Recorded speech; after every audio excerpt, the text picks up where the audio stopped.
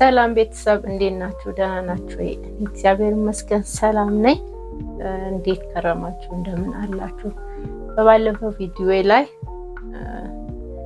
ስለ ጤናዬ ስለ እናንተም እንዴት መጠቀቅ እንዳለባችሁ በሰጣችሁ ቪዲዮ ላይ ጥሩ ኮሜንቶችን ሰጣችሁኛል። አመሰግናለሁ።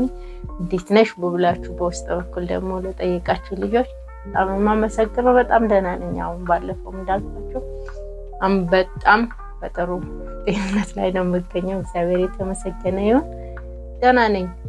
ዛሬ ደግሞ ቃል በገባሁት መሰረት እስቲ ወደ ሀገር ቤት ከመግባታችን በፊት ከኔ ተሞክሮ ብትማሩ ብዬ ያልኩትን ነገር ልንገራችሁ።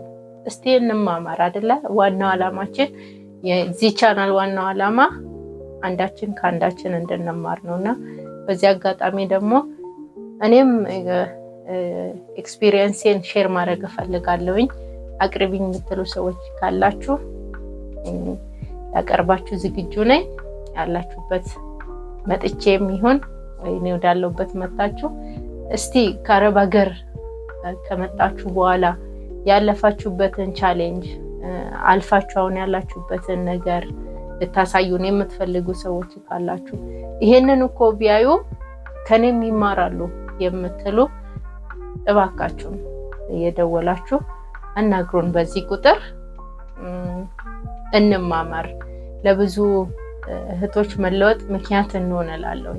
እና ቀጥታ ወደ ዛሬ ቪዲዮ ስገባ መጀመሪያ ላይ ከምንም በላይ ከአረብ ሀገርም ሆነ የትም ሀገር ከስደት ሰው ሲመለስ ቀድሞ ማድረግ ያለበት አንድ ነገር ቢኖር ራሱን ማዘጋጀት አለበት። በቃ አይምሮ ዝግጁ መሆን አለበት።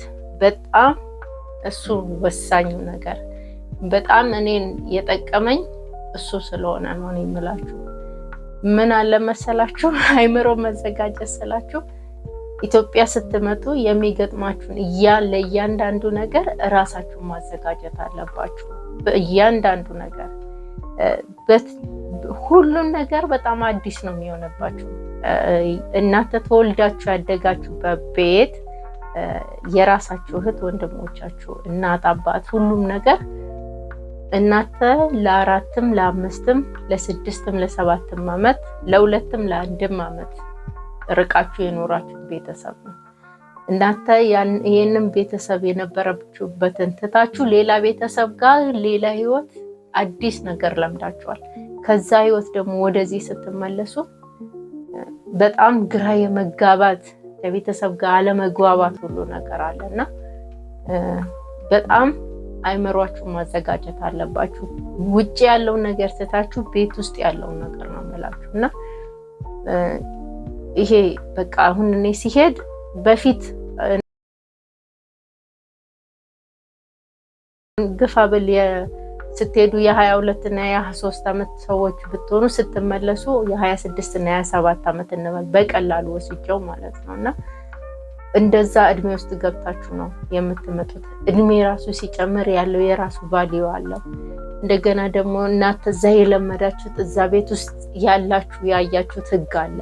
እዚህኛው ቤተሰብ ውስጥ ደግሞ ሌላ ተወልዳችሁ ያደጋችሁበት ህግ አለና ብዙ ጊዜ እንደ ሀገር አይደል ቤት አይደል እንዴት ይከብደኛል እንላለን። በጣም ነው የሚከብደው። እውነት በጣም እናንተ የለመዳችሁትን ሩቲን ቤት ውስጥ እዛ ያለውና እዚህ ያለው ነገር ይለያያል።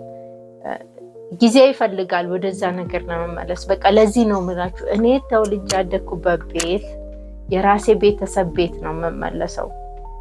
እኔ አሁን እዚህ ሀገር ያለውበትን አይደለም ሀገሬ ስኖር ምኖረው ከቤተሰቤ ጋር ስኖር እንደ ድሮ እንደ ማንነቴ ነው መኖረው ብላችሁ ራሳችሁን አዘጋጅታችሁ ካልመጣችሁ እውነቱን ልንገራችሁ በጣም ትቸገራላችሁ።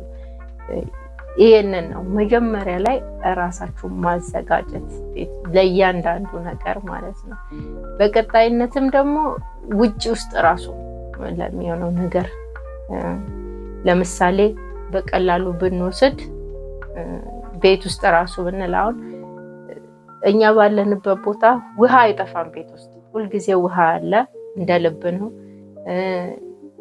ያ ነገር እዚህ ስትመጡ ውሃ ሲጠፋ ስታዩ እንዴት እንደሚያስጠላ በቃ እንዴት እንደሚጨንቅ እኔ በቃ ከራሴ ልንገራችሁ እንዴት እንደሚጨንቁ ውሃ ማጣት ማለት ነው ቤት ውስጥ ለአንድ ቀን አይደለም በአሁን ሰዓት በተለይ በጣም የሚከብደው የውሃ ችግር ነው ለሳምንት ለ15 ቀን ውሃ ስታጡ ኢማጂን ቤት ውስጥ ይሄ ሰውነት የመታጠብ ምኑ ነገር ተውትና የበላችሁበትን እጃችሁን ለመታጠብ ምግብ ለመስራት ቤት ውስጥ በጣም እንዴት እንደሚከብድና ያንን ነገር እዚህ ነካ ሲመጣ ብዙ ጊዜ ተበሳጭተው በቃ ሰዎች ራሳቸው እንትን ይላሉ ከቤተሰብ ጋር ይጋጫሉ ምናምን ነገር ያ ነገር ነው ይመስለኛል እኔ እንደዛ እንዳያረጋቸው ነበርና እኔ እግዚአብሔር የተመሰገነው ቀድሞ እንደዚህ አይነት ችግር እንዳለና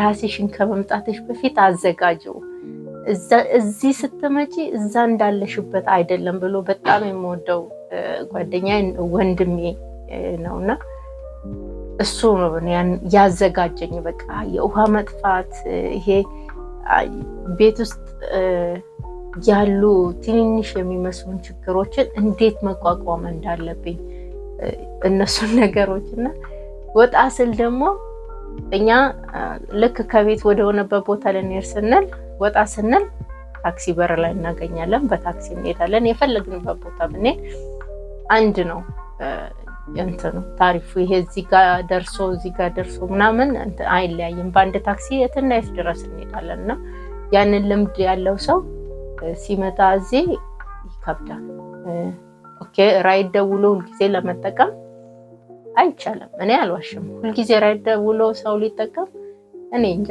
የፈለገ እንትን ቢሆን ይከብዳል ዘላቂ ያለው ነገር አይሆንምና ታክሲ ስትጠቀሙ እኔ መጀመሪያ ቀን ሰልፍ ሳይ የምን ሰልፍ ነው ያልኩ ነበር ከዛ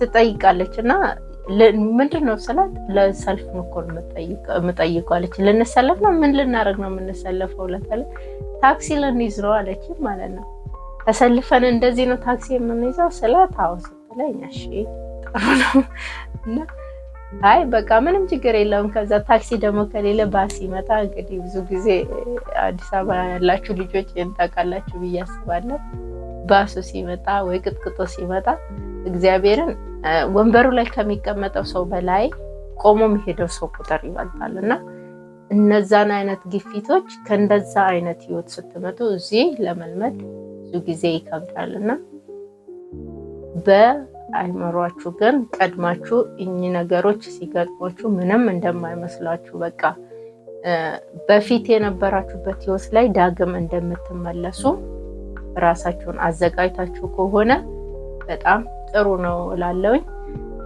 በሁለተኛነት ደረጃ እንድናይ የፈለኩት ስንመለስ መጀመሪያ እዛው ሆነን ነው ማሰብ ያለብን ወደ ሀገርሽ ከመመለስሽ በፊት በደንብ ማሰብ አለብሽ በቃ ሀገር ቤት ስትገቢ ምን እንደምትሰሪ ምን አይነት ስራ መስራት እንዳለብሽ አንቺ የምትወጂው ስራ ሀገሪቷ ላይ እስቲ ይጠቅማል ወይ እኔ የምወደው ስራ ምንድነው ብሰራው ማይሰለቸኝ እኔ የነን ስራ ብከስርበት እንኳን ሞክሬው ከሰርኩኝ እሰይ ብዬምለው ስራ ምንድነው ብለሽ ማወቅ አለብሽ ስትመጪ ያሹ ገንዘብ ቁጥሩ ሊበዛ ይችላል ግን አሁን ላይ ምንም ቫልዩ የለውም በቃ ትንሽ ስራ ለመጀመር 200 300 ሺህ ቢኖርሽ በቃ እኔ ነኝ ያለ ስራ መጀመር ትችያለሽ ግን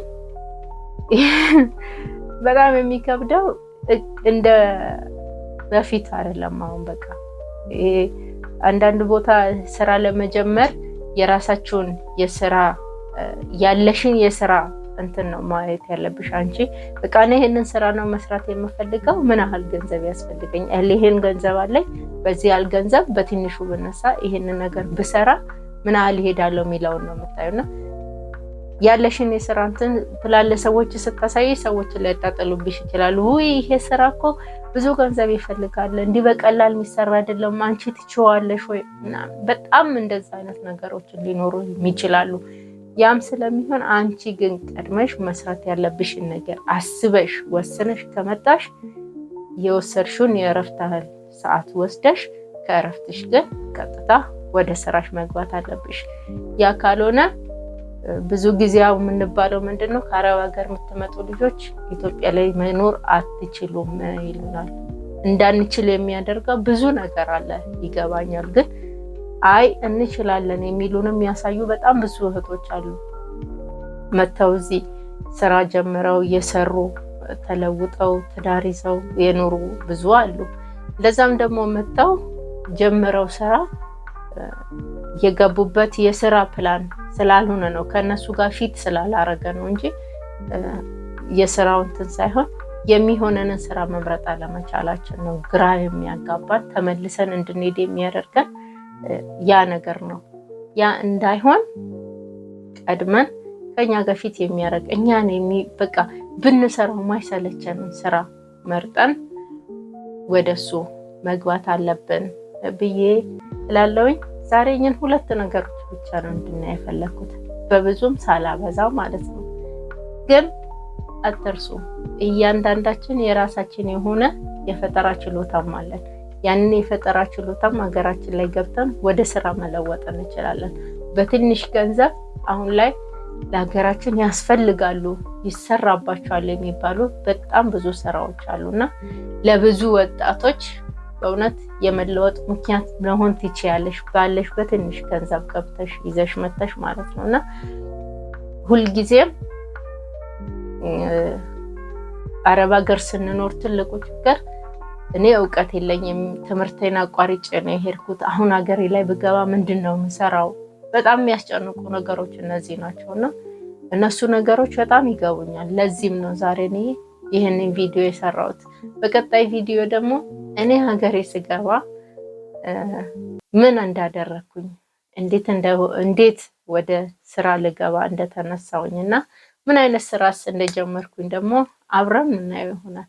በቀጣይ ቪዲዮ እስክንገናኝ ድረስ ቸር ሰንብቱልኝ። በያላችሁበት የዓለም ዳርቻ የእግዚአብሔር ሰላም ቸርነት ከእናንተ ጋር ይሁን። ቸር ሰንብቱልኝ። ቻው ቻው።